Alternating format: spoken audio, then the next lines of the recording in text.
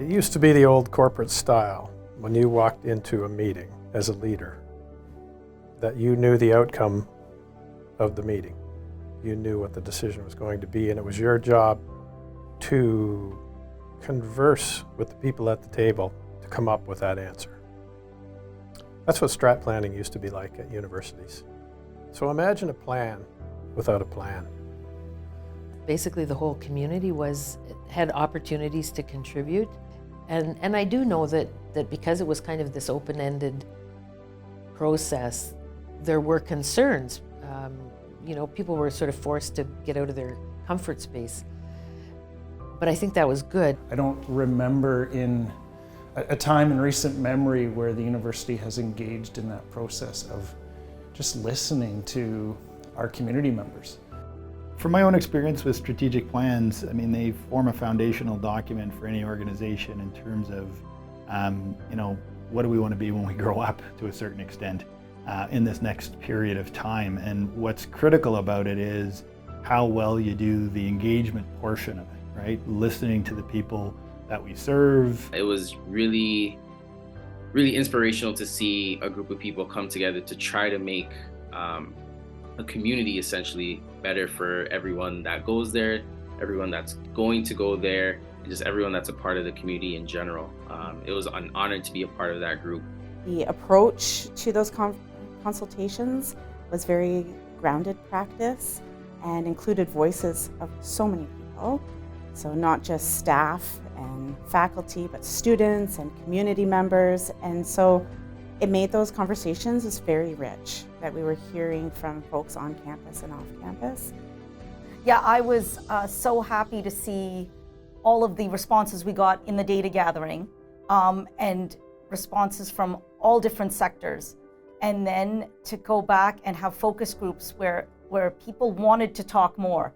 That really showed engagement, and to me it showed people wanted to see this plan come to life. They knew how we were building it, and they wanted to make sure it was successful. So they came out and they gave their opinions again and again and again.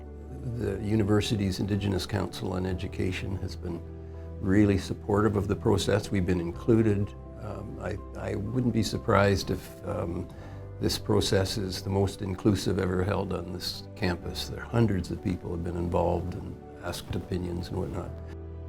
In this case, equity-deserving groups were asked what they thought, what the challenges were for the university, what their hopes and aspirations were for the next 7 generations.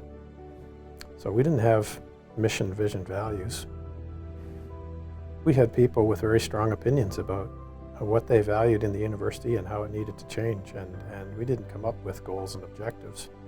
We came up with commitments. There wasn't a lot of inclusivity for me growing up in grade school and even in high school. Nipissing University really has this drive to sort of really make things different going forward. There's something for everybody here, and it's not just Indigenous people, but opening that door for Indigenous people and for us to know that we can come here, we can be safe here, we can have a say here. So from the Indigenous perspective, representing our communities, what we really are looking for in the operations is, again, our main purpose, our raison d'etre, as the French would say, is to have a welcoming place for our students. We didn't bring in an outside consultant to do the work. It was done here within this community, within the university, and with our external stakeholders, as we can say. I was really impressed with the variety of ideas and dreams and potential that people saw in the university. I'm excited for the next step, the implementation of that plan. But thankfully, we've got this document that now can guide us, that every new program, every new initiative, every effort that we spend, now we can, hold accountable to say, how does it align with the plan? Are we meeting the needs of the community based on what we've heard? So we've made commitments in this strategic plan, and we need to solidify those commitments as promises in the form of a treaty, so that we have promises that we will make to students who arrive on our campus on how they will be supported, how they will be treated, so that people will send their children here and they can be confident in that.